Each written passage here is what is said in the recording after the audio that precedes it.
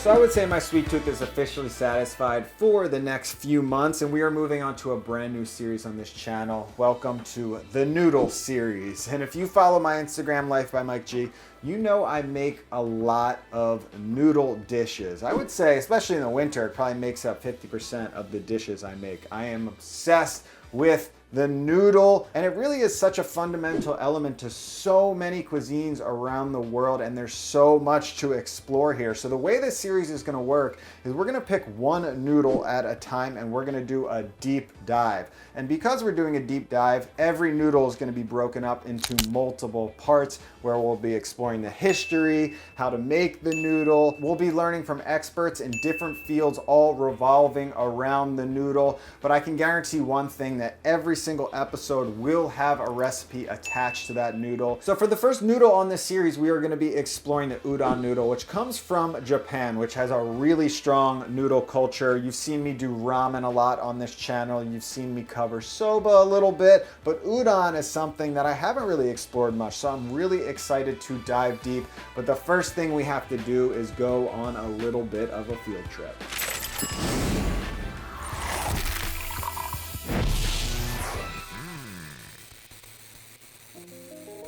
Before anything udon happens in the kitchen, I first have to restock my pantry. I've got to get a good baseline of Japanese ingredients because it's been a while since I really restocked. So I came to Industry City, and this place is really cool. Basically, during both wars, this was a huge industry area in Brooklyn. This is where a lot of things were manufactured. And then after the war, this place became desolate. All the factories sort of shut down. Recently, it's had a bit of a resurgence. So you see all these really cool new projects popping up, and one of them is a place called Japan Village that's pretty much just a Japanese mega mart. Between the food court and the market, it's got a bit of everything, but I've never been there, so I'm very excited to check it out and restock. Japan Village is split up into two parts. One side is the Japanese food vendors where you can sit down, grab a nice meal. The other side is Sunrise Market, which is the most popular Japanese grocery store in New York City, and they carry all of the Japanese essentials that you could ever need for cooking, which is fantastic. But before I went shopping, I started off with a meal, and I actually found a place that was making fresh udon called Gohai. And the chef was explaining to me that they actually have the Mercedes-Benz of noodle making machines that performs all of the noodle making tasks, including mixing the batter, pressing it, sheeting it, and even cutting the udon noodles. I ordered their Sansai noodle bowl, which came with udon noodles, some wild mountain veggies straight from Japan, and the standard dashi broth that they serve with all of their noodle dishes. I thought it was a solid bowl of noodles, nice and delicate flavors, and it had a good mix between the salty and the sweet flavors that you get in a classic dashi broth. I didn't love the noodles though. I thought they kind of tasted, I don't know, machine made. It just didn't have the chewiness that I was looking for. But overall, I think it was a good solid baseline to get my palate acclimated and start off the series. After my bowl of noodles, I conveniently just strolled right over to the market, and my goal was just to fill in all of the gaps I needed to really create a nice base Japanese pantry at home and make this series possible. So I went with some Japanese soy sauce. I got some mirin, which is a sweet Japanese rice wine. They had thick bonito flakes, which I've never gotten before, so I picked up some of those, as well as some more thin bonito flakes. And there's this special spicy pepper mix that you see in a lot of udon shops called togarashi. I was really happy to land some of that. And I did find the Japanese style fish cake that is used as a topper for udon noodles. I've never seen that in a store before. And then they just had an insane collection of udon noodles of all types. But there was definitely one that caught my eye in the frozen section, and it just looked really high quality and probably the best I can do without, actually making these things at home. So at the core of udon noodles is really simple. It's a thick wheat noodle that is used in so many different Japanese dishes. But the question is, how did the udon noodle become so popular in Japan? And for that, we need a bit of a history lesson, which all starts in China, the birthplace of the original noodle. So how did it actually get to Japan? Well, around the Nara period in the 8th century, the Japanese actually brought the noodle over from China through the Silk Road. Before the Edo period in the 13th and 16th century, wheat was super expensive because stone mills were actually very rare and were mainly being used to grind matcha green tea for tea ceremonies for the elite only. So the only people that were actually eating udon were the ones who had access to these mills, and they were the aristocrats and the Buddhist monks. So the common people weren't eating noodles at this point. But around the 16th century, Japan went into a civil war, which prompted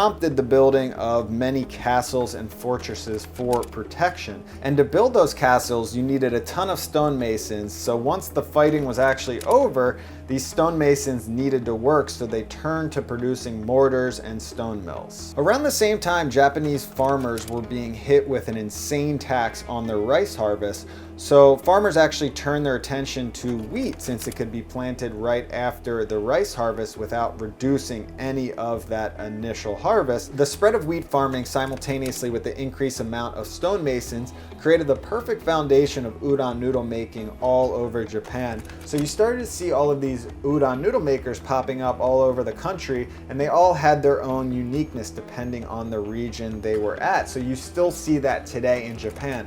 Depending on the region you go, you might get a different variety of udon noodle. Now, udon remained popular for centuries, but it really didn't explode in Japan until after World War II, when there were a ton of food shortages. And because noodles were easy to cultivate, they were really cheap, they could store for a long time, and of course they were very delicious, so they just became a huge staple in the Japanese diet after the war. And of course they have remained a staple to that cuisine. You've got sushi, you've got noodles. I feel like those are the powerhouses over there. Just a quick little update for you guys. I've been brewing so much kombucha recently, and over the years I've been updating my set, and I feel like this right here, this is the ultimate tricked out kombucha brewing set. If you really want to brew incredible kombucha at home, that blows away the store-bought stuff, that saves you a ton of money. So if you're interested in brewing kombucha at home, or you just want to update your brew kit, click the link below in the description and you can get a free PDF download and video tutorial explaining everything about my tricked out kombucha brewing kit. Now back to some udon.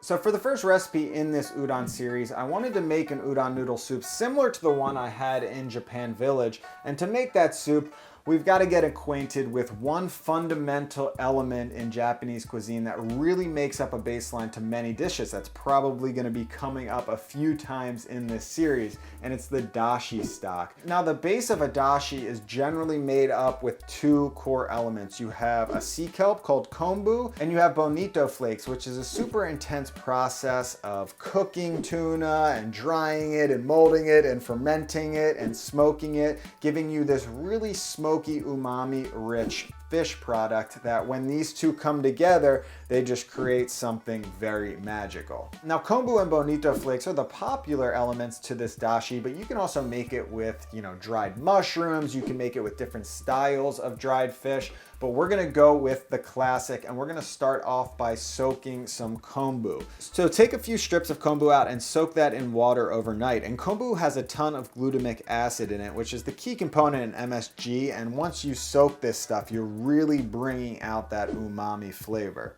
So once that's been soaked overnight, pour that into a pot and just bring that up to a gentle boil. And while that's coming up to temperature, you can start skimming off some of those impurities. And then right when that comes to a boil, you can remove the kombu so you don't overcook it. And then we're gonna add our bonito, and I have two types of bonito flakes here. I have a thicker one that I'm gonna add and boil for a few minutes because that can handle the temperature. And once that's boiled for about 3 minutes, I'm gonna turn the heat off and add in a handful of the thin bonito flakes and just let that steep there just like a tea for about 10 minutes. My dashi is just about done steeping.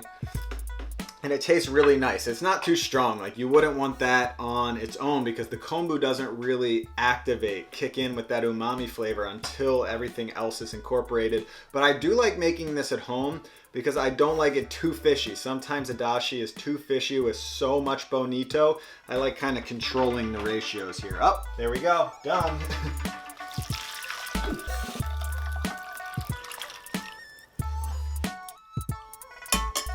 One of my favorite parts to Japanese cuisine is just the delicate flavors, and this udon soup represents that so well. So we just need to add a few more ingredients to really create the broth of this soup, and it's really simple. So pour in your final dashi stock to a pan, add just about a teaspoon of sugar, depending on how sweet you like it, 2 tablespoons of mirin, 2 tablespoons of sake, 2 tablespoons of soy sauce, and just a pinch of salt.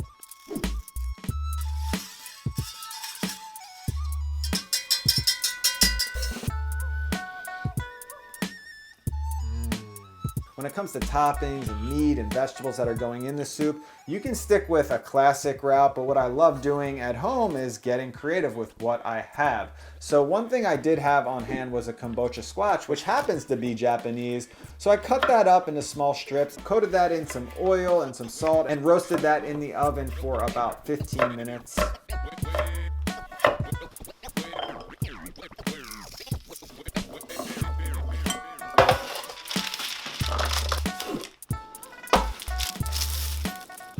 I did buy a few king oyster mushrooms from the market, and those are really simple to cook up. Just slice them in half, put a little bit of oil in a pan, and fry those off on both sides for about 3 minutes on a nice medium-high heat until they are golden brown. And then you can just slice those up into thin little strips. And I'm going with 2 garnishes. I've got that fish cake that I bought. I'm really excited to try this for the first time. I just sliced that in some thin strips, and then a whole bunch of scallions. That will never hurt any type of Japanese soup. Just a pile of scallions on top.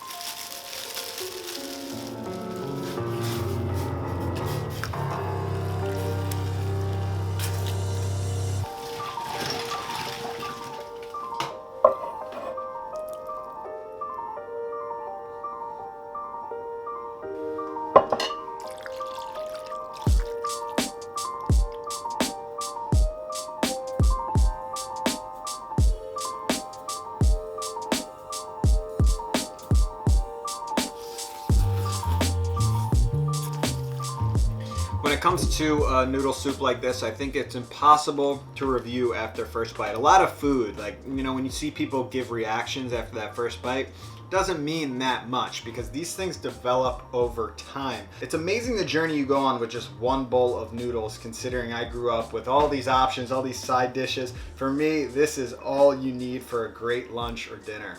I think overall this is a perfect place to be on the start of this udon journey. It's not perfect by any means, but it's not bad. I think there's a lot of places we can improve. The broth is good, but I think I can refine it just a little more as I work on the dashi and the other flavorings. Love the vegetables, but I could add a little more texture, maybe some tempura. And for the noodles, yeah, I would give them maybe a 6 out of 10. They're not bad, they'll do, but we're definitely going homemade with the noodles coming up. Even a high quality packaged Japanese udon noodle, it just wasn't doing it for me. It didn't have the elements I'm looking for, the chewiness and the flavor, but that's the point of this series. We get to dive in deep to create the perfect noodle. So stay tuned for part 2. I've got so many fun things planned for this series, a bunch of fun field trips coming up. Make sure you follow me at Life by Mike G on my Instagram to stay up to date. Until next time, stay cooking.